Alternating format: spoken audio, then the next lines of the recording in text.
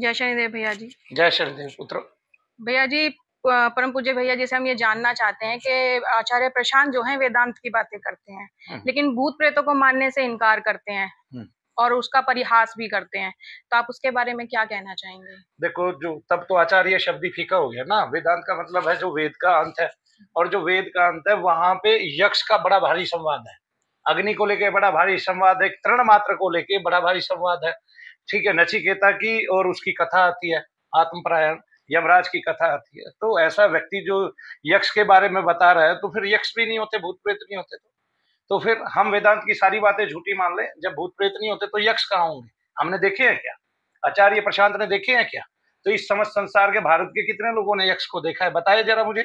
और किस महात्मा ने देखा है, और किसके सामने खड़े होकर यक्ष ने जो है प्रश्न किए हैं? तो जब आप वेदांत की बातें करते हैं, गीता की बातें करते हैं, गीता में भगवान कृष्ण कहते हैं कि अर्जुन जो प्रेतों को भजेगा, प्रेतों को पूजेगा, वो प्रेतों को ही प्राप्त होगा। जो पितरों का यजन करेगा, पितरों को पूजेगा, वो पितरों को ही प्राप्त होगा। तब अर्जुन जो है वो अपना विराट स्वरूप दिखाते हैं, लेकिन मानव होकर।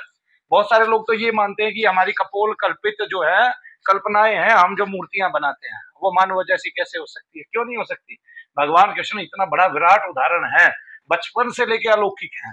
उनके शरीर से हजारों प्रकार की सुगंधियां चिटकती हैं, और उन सुगंधियों के वशीभूत होकर इस पृथ्वी के अलौकिक से अलौकिक पदार्थ भगवान ब्रह्मा जी तक खींचे चले आते हैं, और भगवान शंकर खींचे चले आते हैं। तब हम एक बात देखते हैं कि हमारा ईश्वर कैसा है कि पैदा हुए, जन्म के बाद जो है ना ताले खुल गए, अलौकिक। ठीक है, कुब्जा जो है बिल्कुल जिसको कूब निकला हुआ था उसको सीधा कर दिया, सुंदर बना दिया, अलौकिक दिव्य। तब जो है क्या कहते हैं, कंस उसको देख के जो है विस्मित हो गया।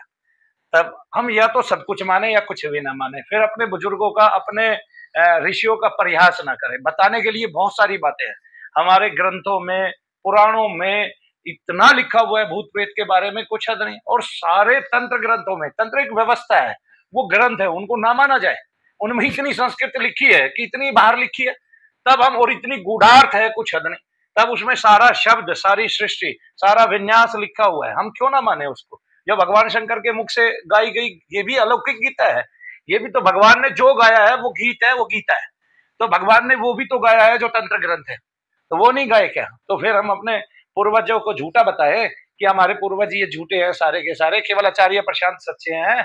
तो आचार्य प्रशांत जिस दिन यक्ष का जिक्र करें उस दिन मुझे बताना। वेदांत में तो यक्ष की बात आ रही है, और जब यक्ष की बात आए तब आचार्य प्रशांत समझ लें कि भूत प्रेत भी होते हैं अगर यक्ष होते हैं तो ऐसे पता नहीं कितने आचार्य आएंगे जो अपने ही शास्त्रों को झूठा बता देंगे। एक तरफ उसकी एक बात पकड़ लेंगे तो उसके उदाहरण देंगे, और दूसरी तरफ उसी की बातों को झूठा कर देंगे।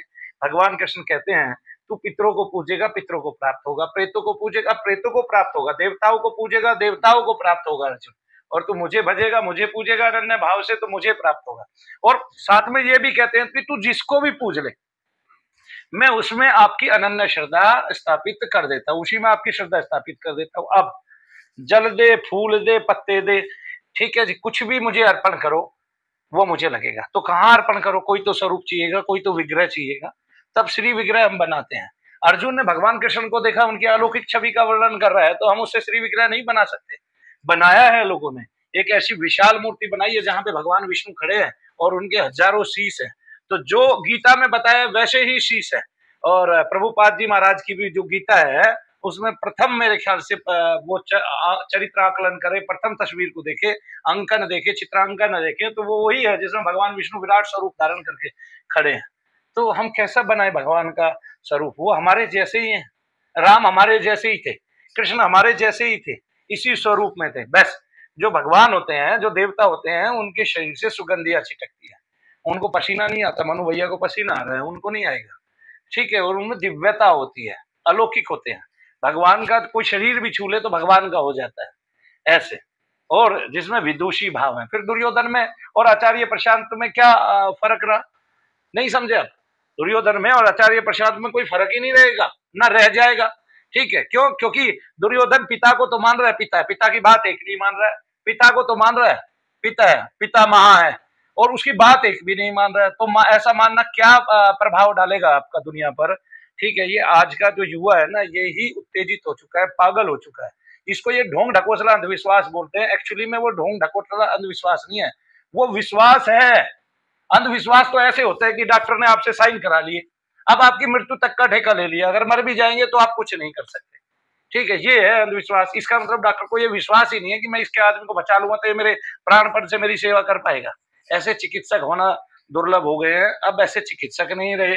ये संसार जो है ये चिकित्सा की पत्ती से सर्वोपरि नीचे जा चुका है। और जो उन्माद रोग है, जैसे आचार्य प्रशांत 100 आदमी ले आए जो भूत प्रेत वाले हैं, ठीक है, और जिनको वो लोग ये कहते हैं कि ये ढोंग ढकोसला और अंधविश्वास से भरे हुए हैं, वो 100 आदमी ले आए जिनके सर घूमते हैं, वो एक कमरे में बैठा ले अपने साथ, मैं 3 दिन लगातार यहाँ यज्ञ करूंगा, उनको बताएं भी नहीं, और उस यज्ञ में उनके उन्माद और दर्द भार कष्ट ठीक हो जाएंगे। तब क्या करेंगे? डूब के मरेंगे। ये जी न्यूज पे मैंने करके दिखाया सबके सामने कि एक महिला के दर्द गायब हो गए हाथ लगाते ही। तो क्या प्रक्रिया थी? ये तो कोई पूछने वाला नहीं है, बहस करने वाले सारी दुनिया में है। एक्चुअली में तो संसार में, वास्तव में, रियली में संसार में क्या होना चाहिए कि अगर कोई अपनी बात रखना चाहता है तो उसको समय तो दो बात रखने के लिए, ठीक है। हाँ, ऐसी बातें रखने के लिए सब प्रकृति का हम ये बिगाड़ रहे हैं, प्रकृति का ये विनाश कर रहे हैं, प्रकृति का वो विनाश कर रहे हैं। अरे तुम मानव थे ही नहीं कभी, दानव थे तुम शुरू से। ये भारतवर्ष दानवों का देश हो गया है। क्यों? यहाँ पे देखो ना कितना भ्रष्टाचार है। आप अपने बच्चे का आई कार्ड नहीं बनवा सकते, आप अपने बच्चे का राशन कार्ड नहीं बनवा सकते, आपको भटकना पड़ता है, रिश्वत देनी पड़ती है, हर जगह तो रिश्वत चल रही है। अरे आप मरोगे तब भी रिश्वत है भाई। आप शमशान का ठेका निकाल दो, टेंडर निकाल दो, वहां भी रिश्वत चल रही है। तो आचार्य प्रशांत को तो इस बात पे जोर देना चाहिए कि ये भारत में भ्रष्टाचार का बोलबाला है, इसको कम करो। तुम जितने लाखों लोग, करोड़ों लोग बता रहे 70M, अगर 70M उसके सब्सक्राइबर है तो वो 70 के 70M लोग जो है, यानी कि कितने हो गए ये 70 ढाई 7 करोड़ लोग हो गए। ये 7 करोड़ लोग अगर रिश्वत छोड़ दे, क्योंकि आचार्य प्रशांत के सामने सारे पढ़े लिखे लोग बैठे, अगर रिश्वत छोड़ दे उसी दिन भारत का सुधार आ जाएगा। वो कसम खा ले कि हमने अपने पदों पर बैठ के कोई रिश्वत नहीं लेनी है, उस दिन सुधार हो जाएगा। तो ऐसे सुधार नहीं होगा। भारत को अगर ऊंचाइयों पे ले जाना तो सबसे पहले उसमें से उसको भ्रष्टाचार से मुक्त करना होगा। भ्रष्टाचार का मतलब ये है कि आपका आचरण भ्रष्ट है, भ्रष्टाचार का मतलब ये है। तो भारत को पहले तो भ्रष्टाचार से मुक्त करो, फिर देखो वेदांत में क्या है क्या नहीं है। आप समझा सकते हैं, मान सकते हैं, लेकिन ये देखिए कि इतने करोड़ों लोग बीमार हैं, वो मंदिरों पे जा रहे हैं, महात्माओं की शरण ले रहे हैं, कहीं कहीं जा रहे हैं। आज प्रेमानंद जी महाराज के यहाँ खूब लोग आ रहे हैं और वो बता रहे हैं हमें प्रेत तंग कर रहा है, वो मान नहीं रहे हैं। जबकि हनुमान प्रसाद पोद्दार जी का उदाहरण दे रहे हैं कि उनके पास एक प्रेत खड़ा था। अरे भाई, प्रेत खड़ा था तो जो तंग कर रहा है वो प्रेत तंग कर रहा है। अब कह रहे हैं नहीं, कर्म तंग कर रहा है। भाई कर्म कौन सा तंग कर रहा है? एक बच्चा पैदा हुआ 7 साल का है, वो शेर की तरह दहाड़ रहा है और हाजिरियां ले रहा है, उन्माद हो गया, उसको कौन सा रोग आ गया? और मनु भैया के यहाँ के वो ठीक हो रहा है। प्रेमानंद जी से कोई पूछे भाई तो ये ठीक कैसे हो गया, लेके जाए। लेकिन जब पहले ही नकार दोगे आप तो कोई क्वेश्चन पूछेगा ही नहीं, वो समझ जाएगा यार आपने बताया उसको अंधविश्वासी है और वो समझता आपको अंधविश्वासी है, कि इसका मतलब ये अंधविश्वासी है, इसको अपने ग्रंथों पे विश्वास नहीं है, इनको अपने पुराणों पे विश्वास नहीं है, इनको भगवान कृष्ण के कथन पे, उक्ति पे विश्वास नहीं है। भगवान कृष्ण उस समय डर रहे हैं कि जो प्रेतों को पूजेगा मैं उसमें उसकी श्रद्धा स्थापित कर दूंगा। इसका मतलब पहले से ही प्रेत पूजते आ रहे हैं ना, इसका मतलब पहले से ही पितरों का यजन पूजन हो रहा है ना। और जब आप वेदांत में यक्ष की बातें सुनते हैं और पूरा वेदांत यक्ष से भरा हुआ है, कई चैप्टर ऐसे आते हैं, तो आप ये बताइए फिर यक्ष ही कहाँ होते हैं जब प्रेत नहीं होते? फिर हम सारी बातें सच्ची कैसे मान रहे वेदांत की भी? ठीक है ना। तो इसलिए जय शनिदेव सबको। और ये जो क्वेश्चन था ये बहुत ही सफल था।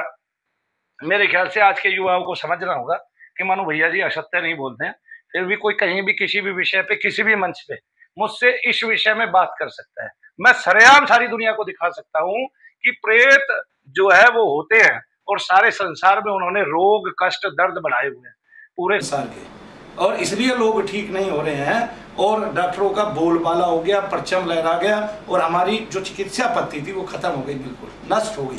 अब इसमें आयुर्वेद पे कितने लोग विश्वास करते हैं? केवल दशांश, यानी कि भारत का 10% लोग ही आयुर्वेद पे विश्वास करता है। जबकि भारत में तो ऐसे ऐसे तत्व, मैं कल परसों किसी नेचुरोपैथी के डॉक्टर से मिल रहा था, वो बता रहे थे कि मुझे ये हैंकी देना, वो बता रहे थे कि मुझे जो है क्या कहते हैं, मैं जब भी ग्वार पाठा या कुछ बता रहे थे कि तो ब्लड आना बंद हो जाता है तुरंत, और ठंडा हो जाता है और फिर उसके बाद दर्द भी खत्म हो जाता है। तब ऐसे हमारे पास उपचार है, साधन है।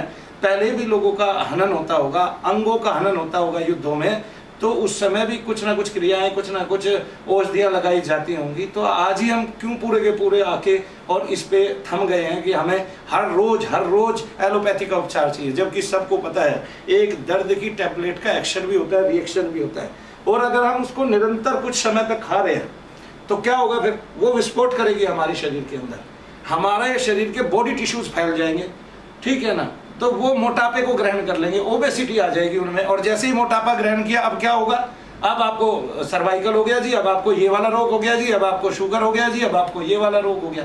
इस भारत का कैसे भविष्य निर्माण होगा, मुझे यही समझ में नहीं आ रहा। सब कुछ उल्टा पुल्टा हो गया, जिसकी अस्तित्व है उसी को नकार देंगे, तो फिर कैसे? अरे भाई ऐसे तो अपने जन्म का होने का पता ही नहीं चलता। हमने जन्म लिया, किस माँ के गर्भ से जन्म लिया, हम किसको स्वभाव के कारण, भूख के कारण माँ कह रहे हैं, ठीक है ना, हमने देखा नहीं अपने आप को पैदा होते हुए। ऐसे तो फिर माँ बाप भी हमारे अपने नहीं है, तो माना ही क्यों?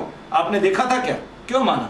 अगर इस भारत के युवाओं की बुद्धि भ्रष्ट होगी है तो मनु भैया की नहीं हुई है। वो सत्य को नहीं नकार सकते और सत्य को सबके सामने करके दिखा सकते हैं, बशर्ते असत्य चुभे ना। आप बताइए, मैं जी न्यूज पे गया, वहां 5 डॉक्टर मुझसे लिपट गए। अरे भाई बात तो करने दो, समझाने तो दो, तो क्या इसको प्रेत है? अरे तो भाई दर्द किस लिए निकल गया बताओ? आप अपनी माँ के पैर दबा के दर्द निकाल देंगे सारे के सारे, करके तो देख लो एक बार, ठीक है, क्यों निकल गया? फिर ये कह रहे हैं आपकी क्षमता है तब तक डॉक्टर को दिखाओ। क्यों दिखाएं भाई क्षमता है? हम डॉक्टरों के लिए पैसे कमा रहे हैं क्या? हमने सब कुछ डॉक्टरों को ही देना है क्या? सारी दुनिया के सारे घर बेच के डॉक्टरों को ही दे दोगे क्या? तब ये तो देख लो भाई तुम्हारी क्षमता। और डॉक्टर कितना महान है ये तो देखो, कि रोड पे एक्सीडेंट हो जाता है, वो चाहे तो एक व्यक्ति को फ्री में मुफ्त में ठीक कर सकता है जिसका एक्सीडेंट हो गया। पूरे महीने कमाता नहीं है क्या अरबों रुपया, लाखों रुपया, वो दे भर के इसका इतना पैसा जो है सरकार टैक्स छोड़ेगी, इतना पैसा जो है मैंने अपने पास से लगाया, उसमें भी कहीं ना कहीं घपला हो जाएगा, उसमें भी कहीं ना कहीं गड़बड़ हो जाएगी। कितने हॉस्पिटल है कि 500 आदमी जो है वो रेल से ट्रेन से एक्सीडेंट हुआ और वो 500 आदमी किसी हॉस्पिटल में एडमिट हुए। कितने हॉस्पिटल ऐसे हैं जो उनका मुफ्त में इलाज करेंगे? बताना जरा, किसको योद्धा कहूँ मैं? वो जो पीछे बैठ के उनके लिए धन के प्रबंध कर रहा है, वो जो पीछे बैठ के उनके स्वास्थ्य की चिंता कर रहा है, या वो जो उनको दवाइयां तो दे रहा है लेकिन अपने पास से कुछ नहीं दे रहा है, उनसे उसका भी पैसा ले रहा है, सब कुछ वसूल कर रहा है। तो फिर मुझे ये समझ में नहीं आता, इस भारत का उत्थान होगा तो होगा कैसे? वेदांती लोग कहते हैं भूत प्रेत होते नहीं, हंसते हैं और यक्ष की बातें बताते हैं, तो ये मूर्खानंदों की बातें नहीं है तो और क्या है, ठीक है? और वैसे वेदांत पढ़ाते फिरते हैं।